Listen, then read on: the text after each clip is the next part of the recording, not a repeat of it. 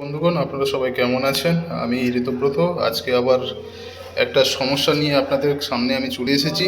সেইটা হচ্ছে, এখন যারা ধান চাষি, যারা নতুন ধানের বীজ ফেলেছেন মাঠে রোয়ার জন্য, তো এখন বীজ তোলার অবস্থাটা আপনারা দেখতে পাচ্ছেন। আমাদের অফিসে প্রায় অনেক সংখ্যক চাষিরা এসছেন এই রকম বীজগুলো নিয়ে।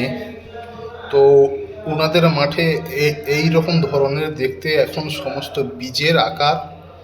তো এই রোগটা যদি আপনারা দেখছেন মাঠে, বা যে সকল চাষি বন্ধুদের মাঠে এই রকম ধরনের গাছ বা এই রকম ধরনের বীজ তোলা এখন পর্যন্ত আপনারা দেখছেন এই রকমই সিমটম বা দেখতে হয়েছে, সেই সকল চাষিদের উদ্দেশ্যে মোটামুটি আপনাদের বলবো, এইগুলো আপনারা বাজার থেকে কিনে মোটামুটি আপনারা স্প্রে করতে পারেন। আপনারা এই যে লেফট সাইডে দেখুন, মানে নিচ থেকে বাম দিকে মেটালেক্সিল 35WS যেটা লেখা আছে, সেটা যে কোনো কোম্পানির হোক, আপনি এইটা সর্বপ্রথম আপনি 1 গ্রাম করে 1 লিটার জলে আপনি গুলে স্প্রে করতে পারেন।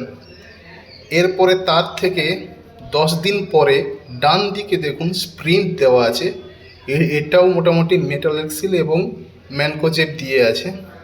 এইটা আপনি আগেরটা স্প্রে করার পরে 10 দিন পরে আপনি এটা স্প্রে করতে পারেন, মানে যে স্প্রিনটা স্প্রে করতে পারেন।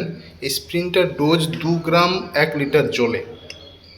এবং তার মাঝখানে, এই যে 10 দিনের মাঝখানে আপনি ওপরে দেখুন, একেবারে ওপরে চিলেটেড জিঙ্কটা আপনি স্প্রে করতে পারেন।